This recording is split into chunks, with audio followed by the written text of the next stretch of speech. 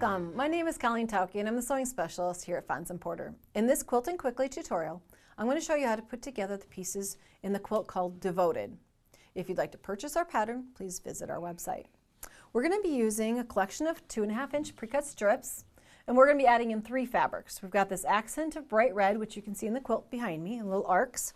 We've got a light colored background and a kind of a taupe colored square that kind of turns into kind of an Irish chain effect overall when we're done. So go through the pattern and cut the number of squares from your strips that's required. We're going to be making 9 patches just from squares because we want the colors to pop through there. So instead of making strip sets and devoting colors to be always in the same place, which you could do, these patterns are always suggestions, the designer here has made the colors even scrambled more, so they actually cut squares and created 9 patches. I've got one here on the sewing center, so we're going to build around that to create that 9 patch kind of in a bubble kind of a look to it. So what we want to do is next create these pieces that are going to surround our 9 patch. And those are actually applique, and if you haven't done applique before, what we're going to be doing is taking a product like Steam-A-Seam. There are others out there. Pick your favorite. You're going to be tracing from the pattern. There's a little arc shape that is available in the pattern. You trace that onto your product following your instructions for the one you're using, because each of them is a little bit different. I actually traced that design because I have to create so many of these arcs. I actually transferred it to template plastic. You can just lay your product over the pattern, trace with pencil or a pen around each one of them. But when you have to do so many, tracing it to a template plastic and then cutting that out will give you a really quick, easy way to keep that arc very consistent. Because each time you trace it freehand through, you can get them off just a little bit. So this kind of keeps that arc very consistent. So I've even marked it if you want to then keep that with your pattern in case you decide you want to make this quilt again. So the name of the quilt, the magazine, and the issue so you can find it quickly. If it gets separated from the pattern. Okay, go ahead then, and you've got those all traced onto your product. This is heat and bond.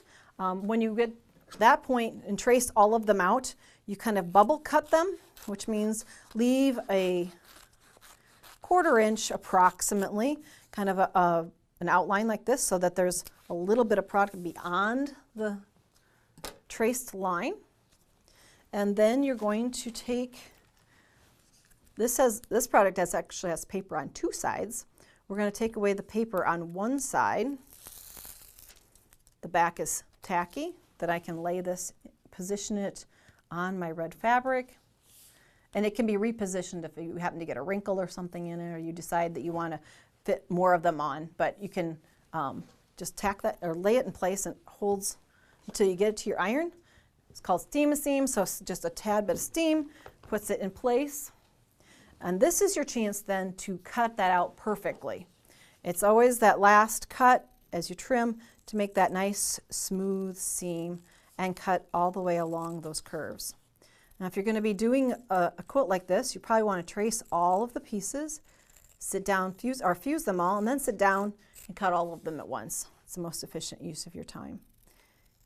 Then, once you have them all cut out, the paper side that remains here is easily removed by simply folding the corner. The paper kind of pops loose, so you can get your fingernail underneath of it and remove that. Now you've created basically an iron-on at this point. It has a little bit of tackiness to it. You're going to have cut the pieces of background fabric that their pattern requires, and now you're just going to place that along one of the long sides of each of the rectangles like this. And since this is a tacky kind of product, again, I can position that. I can take it back up until I hit it with steam, and then it'll be permanent. Now, quick steam to hold that in place. Now it's my choice at this point to go back and edge finish this. You could use invisible thread. You can use matching red thread. You could even go in and use, if you want a more primitive look, use like a chocolate brown or a black. There is actually a dark chocolate kind of brown in the background of some of these flowers, so that could be an accent too, but it would give you a completely different look. On the one here, I've used a matching red thread and used a blanket stitch. It could also be used a zigzag stitch. If your machine doesn't do a stitch you like, you can even do it by hand. There's always that option. So remember, patterns are strong suggestions. It doesn't mean it has to be done that way. So you're going to create all of the arcs that you want or need for this pattern, and then it's going to be the next step will be setting up the rows. Now this quilt looks like, how do we attempt this? It's created in diagonal rows, and I'll show you how those lay out and how to join the rows together. There's a great diagram in the pattern, so you can then see that here's one of those arc blocks. There's a setting triangle. Follow the instructions on how to cut those. There are also those taupe colored squares. Some of them are cut as triangles for the outer edge. Again, follow your instructions on how to cut those. Then here is a block, a 9 patch with 2 arcs attached to it and 2 setting triangles. And as this next row goes in,